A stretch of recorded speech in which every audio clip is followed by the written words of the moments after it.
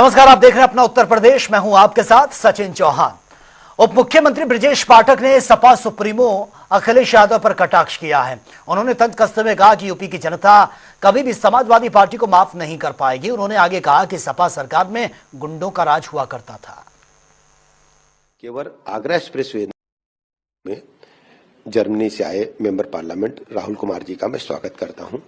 Samajwadi party के मुखिया से मैं कहना चाहता हूं, अभी जो आपने प्रेस कॉन्फ्रेंस किया है, आज उत्तर प्रदेश राज्य का इंफ्रास्ट्रक्चर वर्ल्ड क्लास का बनकर के तैयार हो रहा है। केवल आगरा एक्सप्रेसवे नहीं, हमारे आधा दर्जन से अधिक एक्सप्रेसवेज बनकर के तैयार हो गए हैं और आधा दर्जन पाइपलाइन में शीघ्र ही वो भी बनकर के तैयार होने वाले हैं। आज इंफ्रास्ट्रक्चर के मामले में उत्तर प्रदेश राज्य तेजी के साथ राष्ट्र के पैमाने पर आगे बढ़ रहा है। पानी, बिजली, सड़क, स्कूल, अस्पताल, जो नागरिक सुविधाएं हैं, उनको जन जन तक पहुंचाने में हमारी सरकार ने सफलता हासिल की है। महाकुंभ का सवाल आपने उठाया है। महाकुंभ में मैं पूरे दुनिया के जो हमारे सनातन धर्म के मानने वाले लोग हैं, सबका मैं हृदय से स्वागत करता हूं और राहुल जी से भी कहता हूं, आप जर्मनी से आए, आप भी स्नान करके जाइए, पुण्य का लाभ प्राप्त करके जाइए। और मैं समाजवादी पार्टी के मुखिया से भी कहना चाहता हूं, आप भी आइए, पुण्य प्राप्त करिए, पापों को धोइए। ये सबके लिए महाकुंभ का एक ऐसा अवसर सनातन धर्म मानने वालों का है। सबका मैं हृदय से स्वागत करता हूं। और आपको अभी भी उत्तर प्रदेश राज्य का जो आपका शासनकाल था, आपको याद आता होगा किस ढंग से बहु बेटियों की इज्जत आबरू लूटी जाती थी। हत्यारे सड़क पर घूमते थे, गुंडे, माफिया, बदमाश आम जनता का जीवन मुश्किल कर दिए थे। उत्तर प्रदेश जनता अब कभी भी समाजवादी पार्टी को माफ नहीं करेगी। उत्तर प्रदेश में 2027 में पुनः भारतीय जनता पार्टी की प्रचंड बहुमत के साथ सरकार बनेगी। आप समय समय पर सवाल उठाते ईवीएम पर। आप सोचो, जब आप जीतते हो तो ईवीएम अच्छी है, हारते हो तो ईवीएम बुरी है। ये दो रंगी चाल उत्तर प्रदेश जनता कभी आपकी स्वीकार नहीं। लखनऊ में सपा अध्यक्ष अखिलेश यादव ने प्रेस वार्ता की है, जहां पर उन्होंने मीडिया को संबोधित करते हुए बताया कि हमें उम्मीद है कि आने वाले समय में उत्तर प्रदेश की जनता बदलाव लाने का काम करेगी। कि देश का सबसे बेहतरीन म्यूजियम आगरा में बनने जा रहा था, उसका सिविल वर्क पूरा हो गया। जितना कुछ सिविल वर्क होना था पूरा हो गया, लेकिन जैसे ही सरकार गई, वो भी काम वैसे ही का वैसा अधूरा पड़ा हुआ है। मैं वहां पर एक बार गया था अचानक उस म्यूजियम को देखने, तो मैंने उनसे पूछा कि ये जो एसी नहीं लगे हैं, ये एसी कब लग जाएंगे?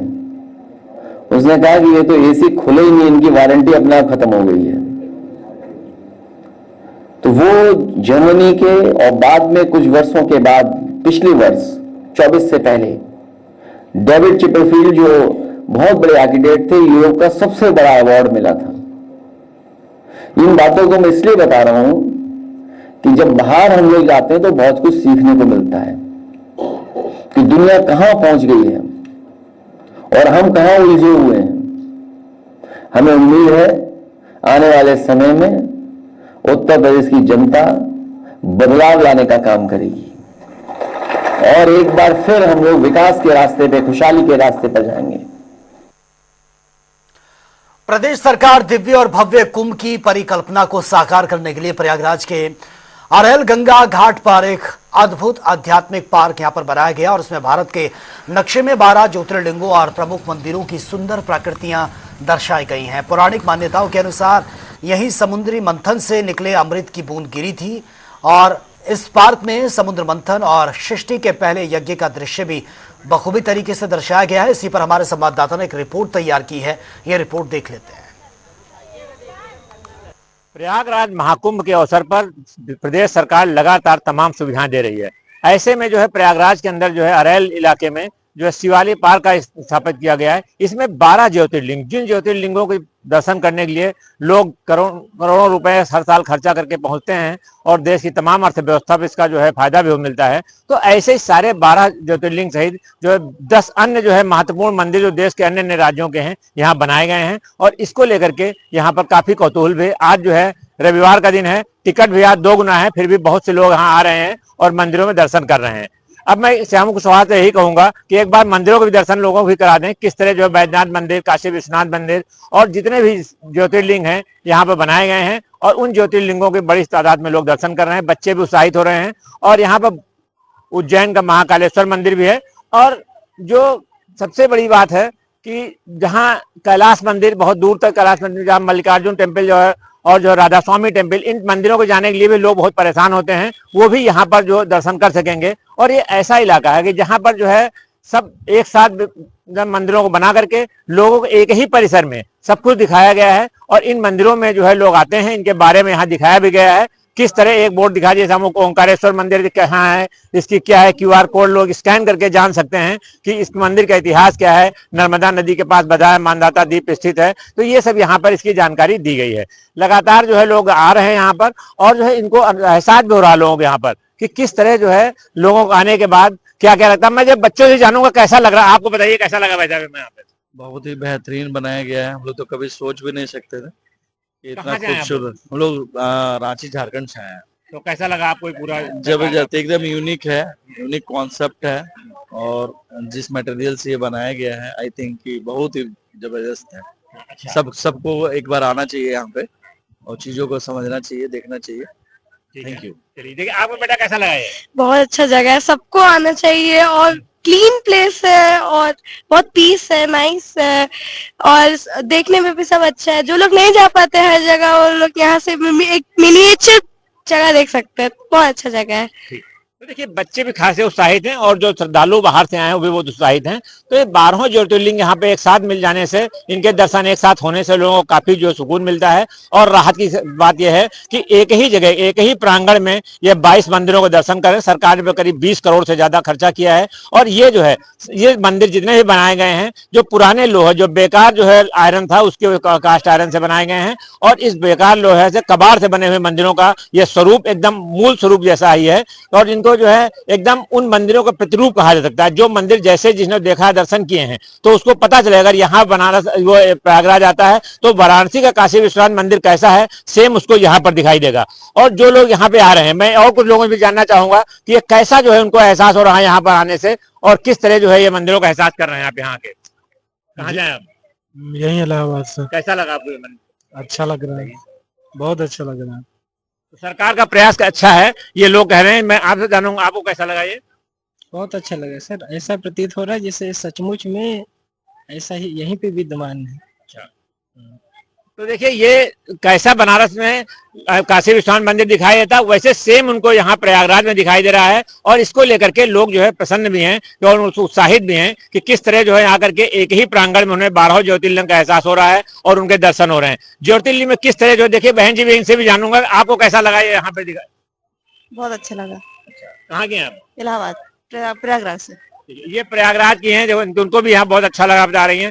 तो ये मंदिरों का दर्शन का एहसास करके लोगों को जो है काफी बेहतर लग रहा है। और एक ही प्रांगण में इतने मंदिर देख करके जो एहसास हुआ लोगों को, वो एक अलग सरकार का भूतपूर्व प्रयास है। और यहाँ के प्रशासन ने जो काम किया, इसकी लोग तारीफ भी कर रहे हैं कि जो योगी सरकार और मोदी सरकार ने जो काम किया है, उससे जो है एक ही प्रांगण में इतने मंदिरों का दर्शन करना संभव नहीं है। अलग अलग देश के इलाकों में जाकर के जो लोग दर्शन करते हैं तो उनको जाने में कितना समय लगता है, लेकिन वो मंदिरों के बारे में यहीं आकर के उनके बारे में उनकी जानकारी करना, किस तरह उनकी जानकारी है, क्या मंदिर हैं। और एक बार श्यामू से मैं कहूंगा प्रांगण पूरा और दिखा दें, कि ताकि इन लोगों का एहसास भी हो कि किस तरह जो है यहाँ पर जो है मंदिरों का ये स्थापन किया गया है। और ये मंदिर जिस तरह बने हुए हैं, तो इससे एक ही प्रांगण में मंदिर बन जाने से लोगों को एक ही जगह पे सब कुछ दिखाई दे रहा है। और ये मंदिरों से आकर के लोग उत्साहित तो हैं, साथ में उनको ये भी लग रहा है सरकार कितना काम कर रही है। सरकार लगातार काम कर रही है कि उनको जो है धार्मिक भावना, अगर आस्था को लेकर के प्रयागराज आते हैं महाकुंभ में, तो उनको एक ही प्रांगण में इतने मंदिरों दर्शन करा करके सरकार उनकी इच्छा पूरी करेगी। और इससे जो उनको खासी राहत मिलेगी। कैमरा पर्सन श्यामू कुशवाहा के साथ TN मिश्रा, जनता TV, प्रयागराज। महाकुंभ से पहले संगम नगरी में 11 NDRF वाराणसी की टीमें उप महानिरीक्षक मनोज कुमार शर्मा के आदेश के निर्देश में आपदा प्रबंधन और प्रशिक्षण के लिए वृहद पैमाने पर सामुदायिक जागरूकता को लेकर स्कूल सुरक्षा और क्षमता निर्माण के कार्यक्रम के अभियान को चला रही है।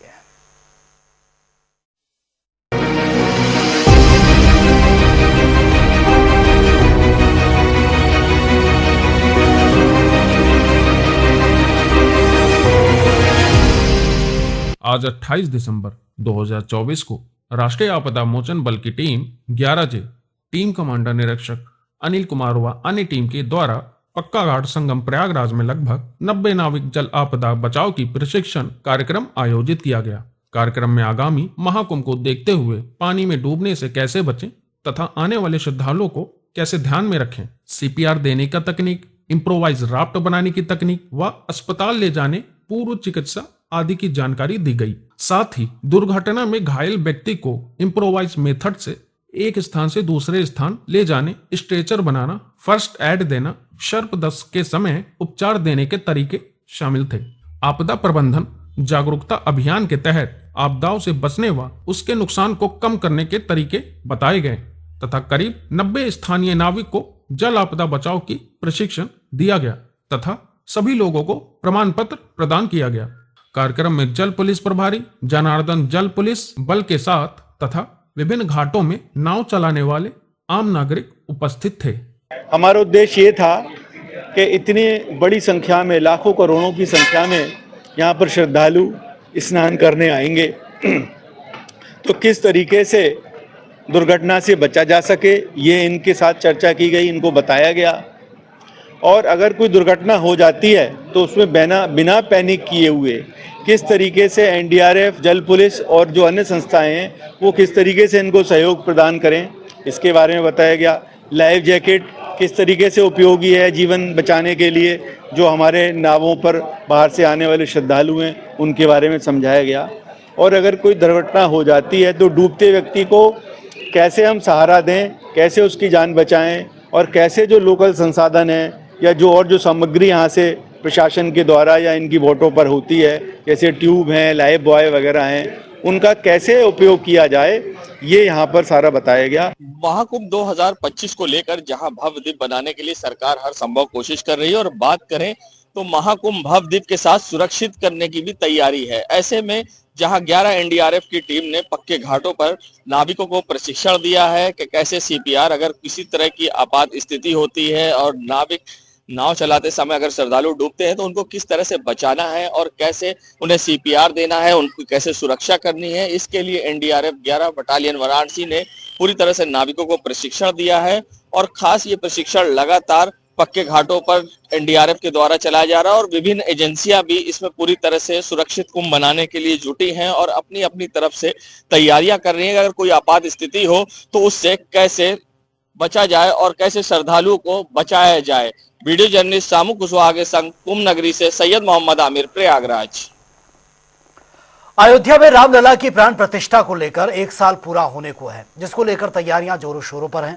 आपको बता दें कि राम मंदिर की प्राण प्रतिष्ठा को लेकर 3 दिवसीय कार्यक्रम का आयोजन भी किया गया है। वहीं बात करें अयोध्या के बाजारों की, तो बाजार जो हैं रामलला की मूर्तियों से सजे हुए हैं, जिसको लेकर व्यापारियों का कहना है कि प्राण प्रतिष्ठा के बाद से मूर्ति की जो मांग है वो भी बढ़ रही है।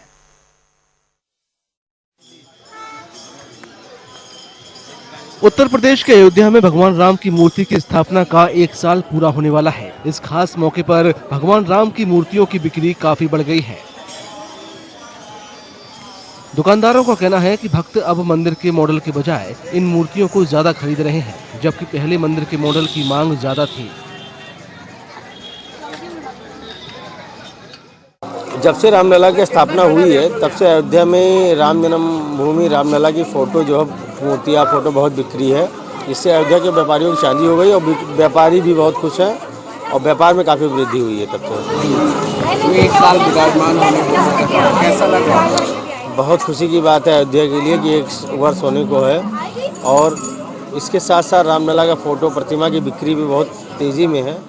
देखिए राम मंदिर की जो पहले मॉडल बिकता था, अब क्योंकि जब 22 तारीख को रामलला जी विराजमान हो गए तो अब यहाँ मूर्तियाँ बिक रही हैं जो कि इस टाइप की मूर्तियाँ हैं। ये सबसे ज़्यादा बिकती है यहाँ पर, डिमांड में ही है आजकल के। तो 1 साल पूरा होने वाला था, श्रद्धालु क्या करें? श्रद्धालु ज़्यादातर मूर्तियाँ ही लेते हैं ज़्यादातर रामलला जी की, क्योंकि साल भर होने के आए हैं। अब जब बाकी और चीज़ों की तो बिक्री कम हो गई है, लेकिन रामलला की मूर्ति की बिक्री ज़्यादा। कई भक्तों ने मूर्तियां खरीदने के बाद खुशी जताई। जी मैं असम से आया हूँ। आज हम इकट्ठे एक्चुअली आए थे, आज सुबह मंदिर दर्शन किए हैं तो बहुत अच्छा लगा हमें देख के।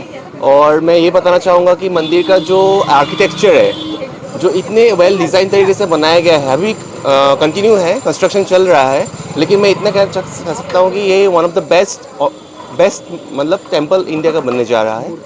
मूर्ति भी ले आए हमने उनके। मूर्ति में ऑब्वियसली हम हमारे जो घर पूजा का घर है वहाँ पे हम रखेंगे उनको अच्छे से।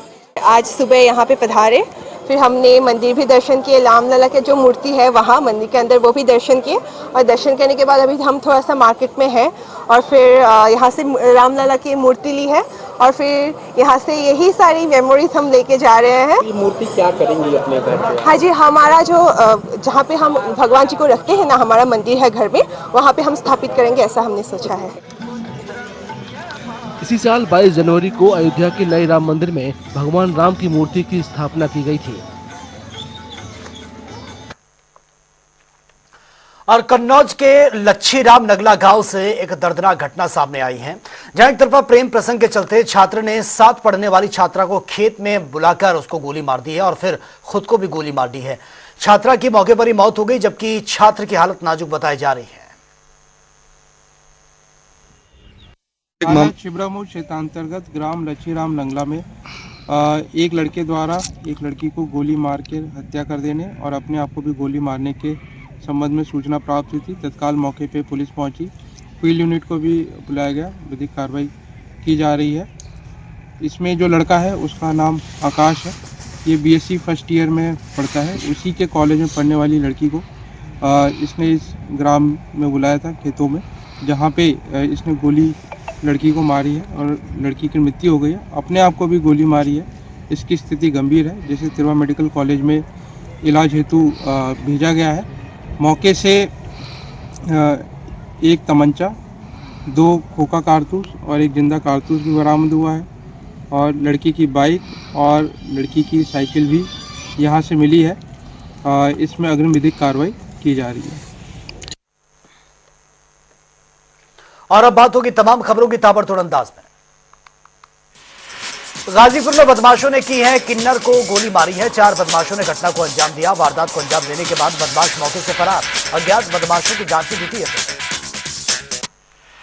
उन्नाव में रिवॉल्वर को लेकर धमकाने का मामला सामने आया। ग्रामीणों ने पकड़कर पीटा, वीडियो सोशल मीडिया पर वायरल।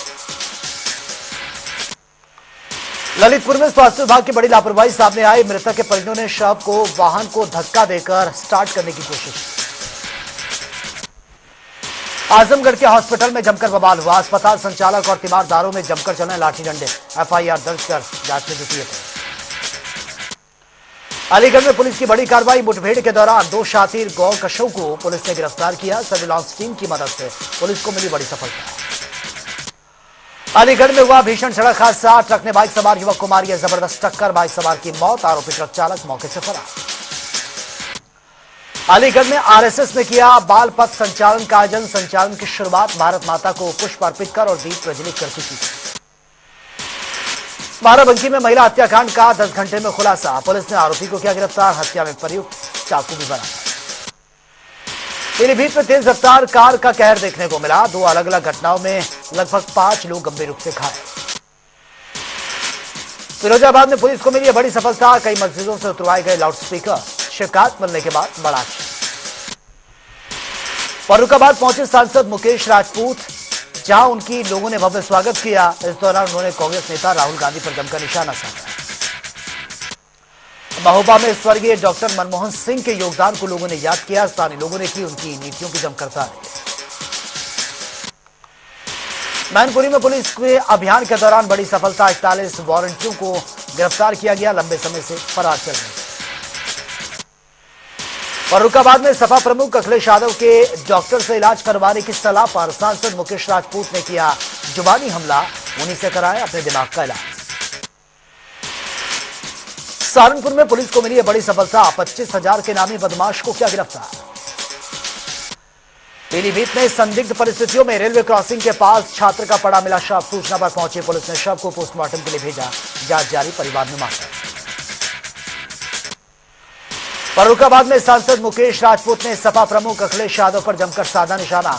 500 से कम वोट जीतने वाले विधायकों को देना चाहिए इस्तीफा। सहारनपुर में जिलाधिकारी ने की है विधायकों के संग पर्यटन विभाग की निर्माणाधीन परियोजनाओं की समीक्षा बैठक। परियोजनाओं को गुणवत्ता के साथ पूरा करने के निर्देश दिए गए। आगरा में बदमाशों ने घर में मौजूद महिला के साथ अभद्रता की है। लूट करने के इरादे से घुसे थे बदमाश। पीलीभीत में पुलिस को मिली है बड़ी सफलता। 3 शातिर लुटेरों को पुलिस ने गिरफ्तार किया। आगामी कार्रवाई शुरू। कानपुर में चोरों ने माध्यमिक विद्यालय को बनाया अपना निशाना। स्कूल में पड़े सामानों पर हाथ साफ किया। बरेली में नए साल को लेकर लोगों में भारी जोश है, जिस पर दूसरे समुदाय के अध्यक्ष ने कहा नए साल का जश्न मनाना नाजायज। इटावा में पुलिस को मिली है बड़ी सफलता। हत्या का प्रयास करने वाले 4 आरोपी गिरफ्तार। कांग्रेस प्रदर्शन के दौरान प्रभात पांडे के निधन के बाद गोरखपुर पहुंचे कांग्रेस के प्रदेश अध्यक्ष अजय राय ने प्रताप पांडे के परिजनों को दी सांत्वना। मथुरा में यमुना किनारे पर किया गया 10,000 खंडित मूर्तियों का विसर्जन। संगठन प्रति 3 महीने में खंडित मूर्तियों का सामूहिक रूप से करता है विसर्जन। बांदा में चलती बाइक आग का गोला बन गई। घटना सोशल मीडिया पर वायरल। आगरा में सहकारिता विभाग ने फर्जीवाड़े के खिलाफ किसानों का गुस्सा फूटा है। किसानों ने सीडीओ कार्यालय में प्रदर्शन किया। इस दौरान किसानों ने मुंडन भी करवा दिया।